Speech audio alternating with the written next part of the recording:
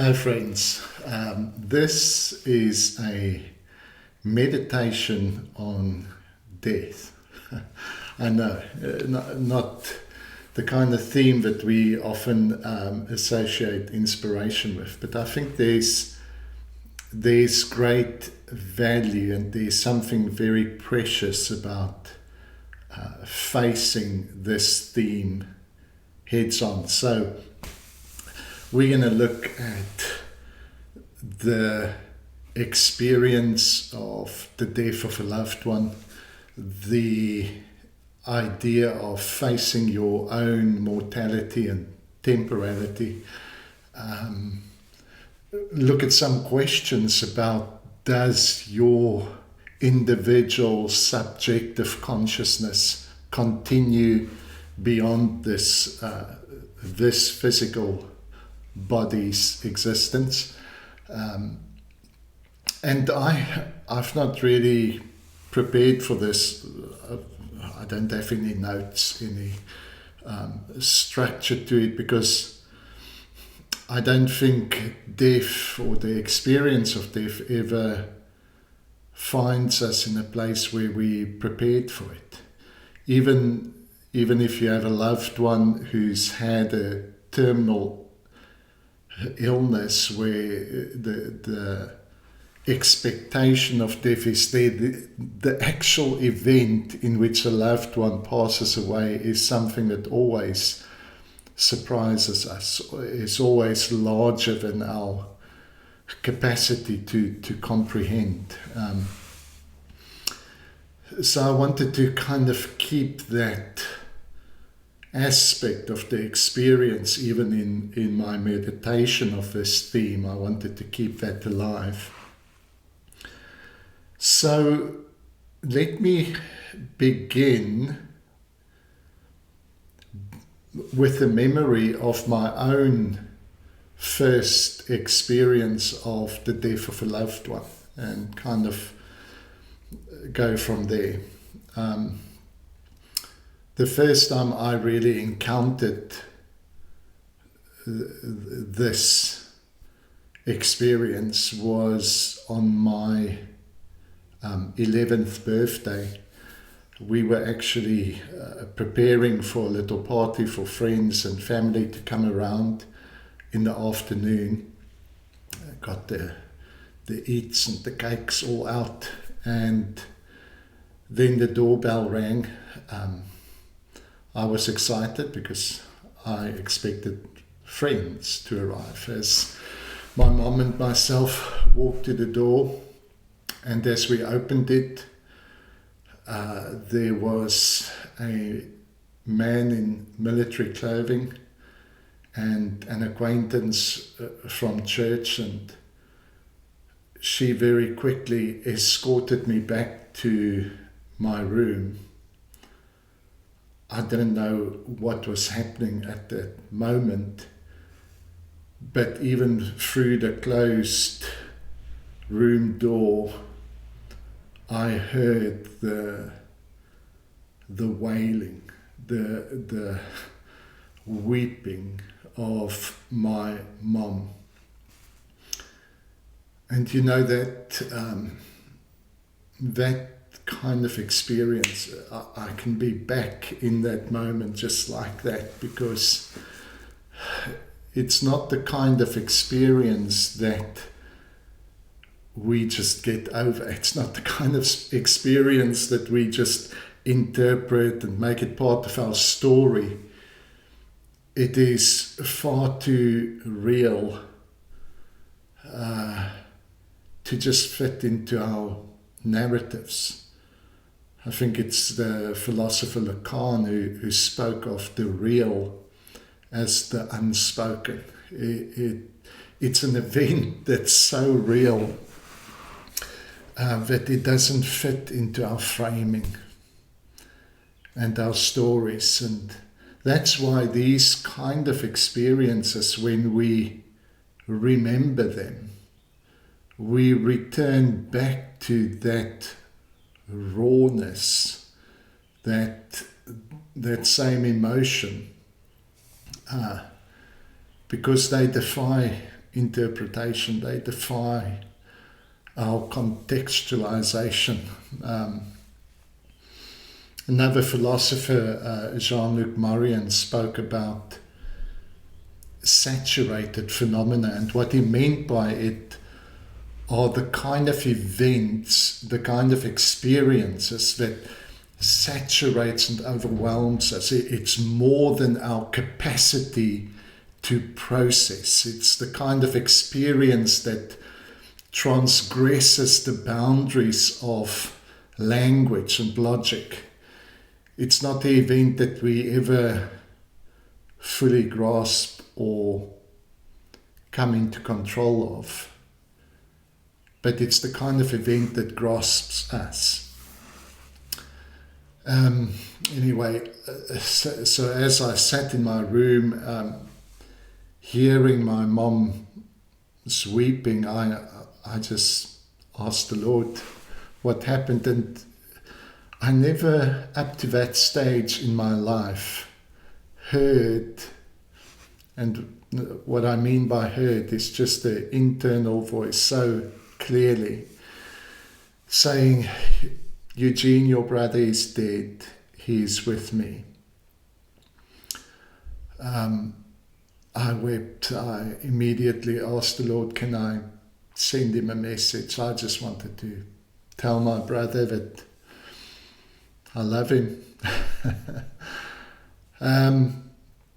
And so I experienced the comfort of our Abba, the embrace of God in the midst of that most confusing and painful time. In the days that followed, the pain, the sense of loss intensified. And I think that's probably why we often avoid this theme, is we want to avoid that sense of loss and that experience of pain. But through the years, I've been invited back into this space, knowing that there is something precious, something of great value in this experience that I shouldn't miss. You see, one of the things that also happens when we encounter the death of a loved one, a brother, a friend, a father, a spouse, is that we come face to face with the reality of our own mortality, our own ending. And we very often project our experience of loss and pain onto that whole event of dying. Let me maybe use a illustration. A few years ago, Marianne and myself had a meeting in the Netherlands, and our next meeting was a week later in Switzerland. And so we decided to cycle. Great adventure. I think we were about 4 or 5 days into this cycling adventure. As far as I remember, it was the city of Mainz in Germany. And we realized that we needed to catch the train the next day to be in time for our meeting in Switzerland. So we went out and had a Radler. It's kind of the equivalent is a beer shandy. We had this Radler and to celebrate, and Marianne sat back on a yellow jacket Hornet. It's quite a big Hornet with a very painful sting. And so she sat forward, and as she sat forward, I saw this massive Hornet still just poking away at her back. So I flicked it off. I flicked so hard that I flicked its head off, but the body was still sitting there and just stinging. So pulled that out as well. And immediately this red swelling started all over her body. The waiter saw what happened, brought some ice and put it on her back. And so we finished our drink and started walking back to our Airbnb. As on the way, we just, over the road from where we stayed, there was a little cafe. So we walked in there just to grab a bottle of water. And Mary Ann turned to me and she said, get some antihistamine. Something's happening. I asked for antihistamine. They didn't have any in this shop. As I turned around, she was already sitting on the floor, busy passing out. So I very quickly ran across the road to go get some antihistamine that we had in our bags. It took me less than a minute. I was back and she was unconscious. One of the tellers at the shop had her in a little separate room.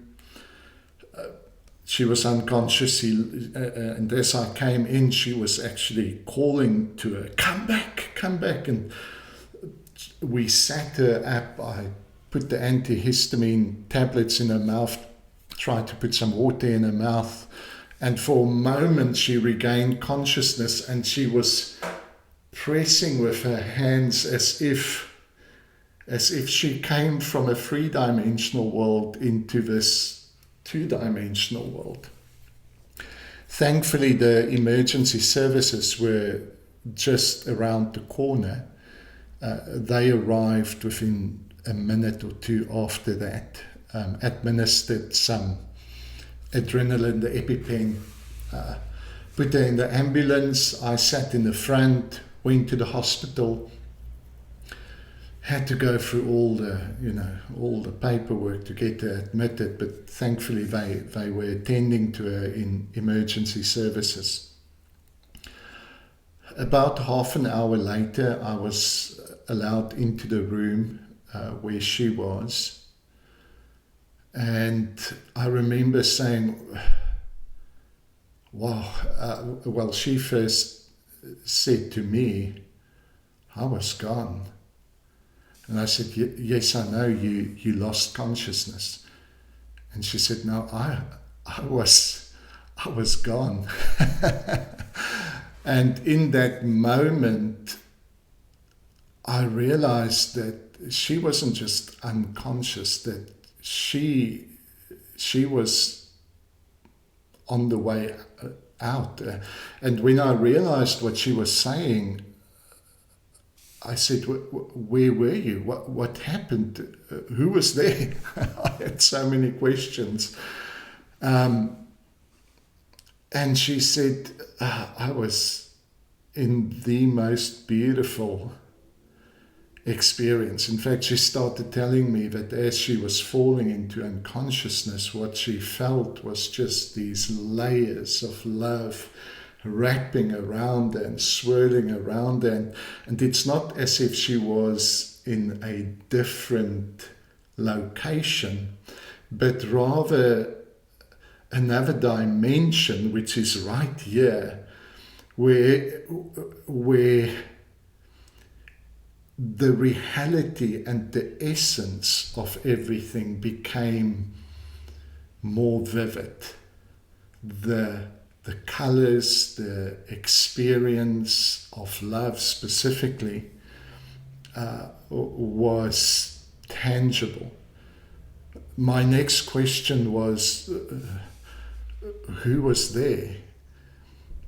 And she looked at me and she said, you were there. And that overwhelmed me, because from my perspective, I just realized that I was busy losing her, but from her perspective there was never any distance. There was no sense of loss. There was actually a more acute awareness of the bond and the love that we share. And so I share that example, that near-death example, because it leads me into this conclusion that I want to give to you. See, very often we think of ourselves as maybe these souls or these spirit beings that kind of just indwells this body, and we live in this material world, and when we shed this material body, this soul goes somewhere else. I want to propose an alternative perspective. And it is this, that the dynamic movements, these processes and events that we are part of, these relationships that we find ourselves in, they are relationships that are continually creating who and what we are. And this bodily presence is what helps us filter these relationships. Even as I'm sitting here now, I'm in relationship with my whole environment, with friends far and near. Those relationships are shaping me and part of who I am at this moment. This body allows me to filter those movements to what is most relevant for this moment and bring that up into consciousness. So I see this body as a filter of consciousness.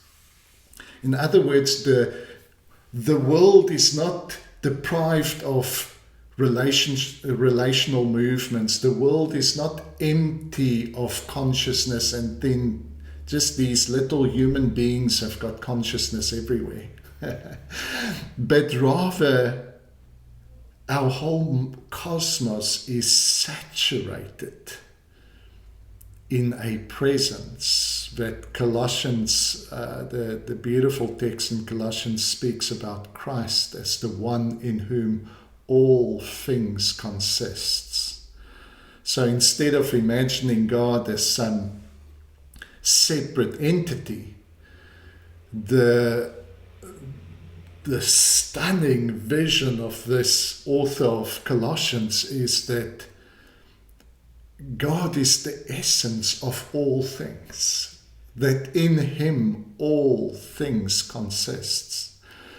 And so consciousness permeates our cosmos, and it is filtered through this body to give it a unique perspective.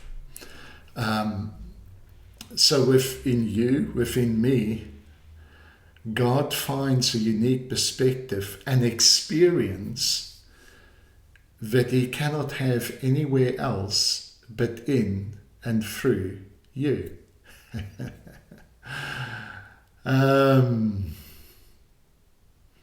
Now, the reason I shared that with you, and in the context of Mary Ann's near-death experience, is this. When we do let go of this bodily existence, what happens is not a disconnection or a loss of all relationship. Rather, what happens is the filter is removed, resulting in a more vivid experience of every relational movement that forms us. So it's not less relationship, it is less filtered relationship. And that's consistent with many near-death experiences that people have had, that there's a vividness to that experience, even in the way in which people report their understanding. There's a clarity that they've never had before. But now I want to move on to a third aspect that I think is becoming quite valuable here, and that is how to think of our loved ones who have passed. And I want to bring to your attention a couple of scriptures. The one is in Hebrews, I think it's Hebrews 1 and 2. It speaks about a cloud of witnesses. It's actually Hebrews 2.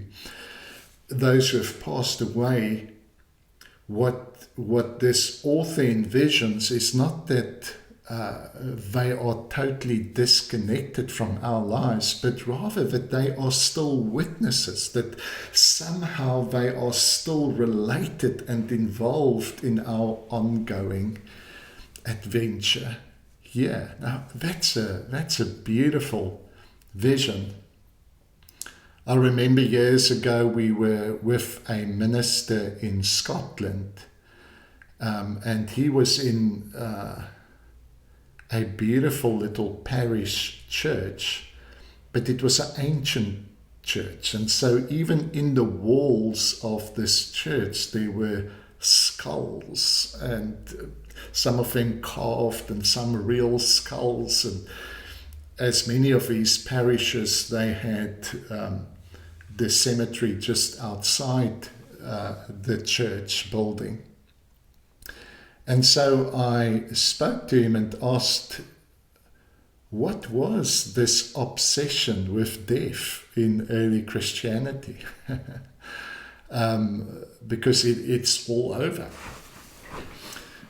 And many things we discussed, but the one thing that I found so interesting is one of the aspects we discussed is that even the practice of burying the dead near a community was unheard of before the message of Christianity came to that part of Scotland. Because, you know, dead bodies carry disease. You go and put them as far away from the community as possible.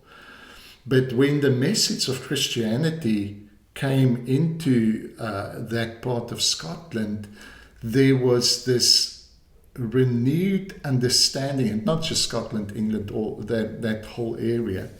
There was this new awareness that those who have gone before us are still with us. And so we don't want to bury them outside of town. We want them right here so that they can attend our celebrations with us. Isn't that beautiful? This living faith that in God all things and all people who have been find their rightful place of relationship.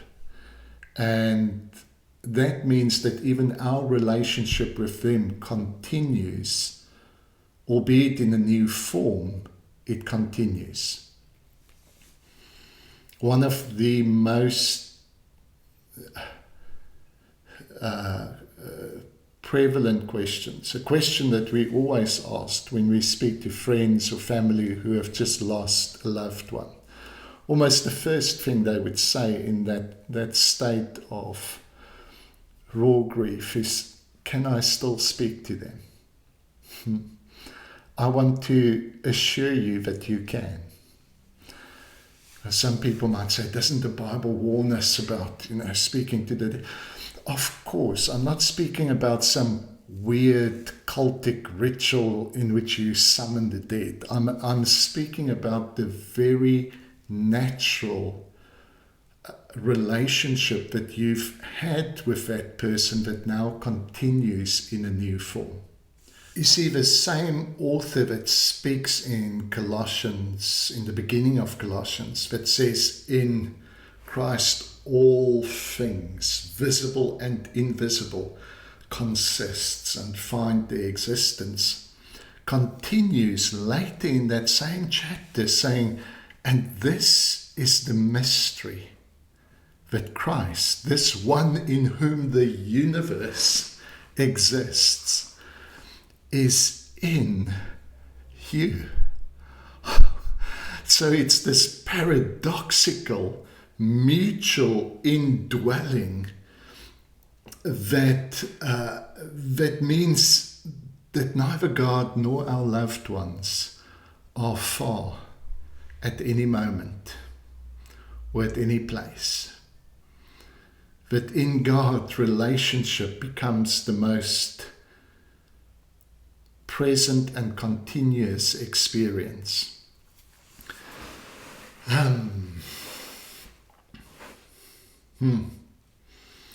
So my friends, those are just some initial meditations. So much more can be said, so much more should be said.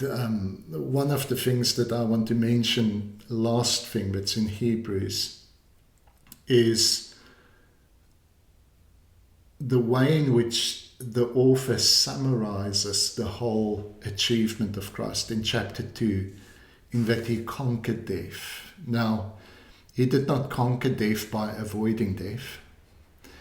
He conquered death by facing it without fear. And the scripture is so beautiful. It continues by saying, and he did this so that you should no longer live in the fear of death. There's nothing to be feared here. There's nothing that is lost in God. And so your loved ones and you continue in the relationship, although it be in a different form.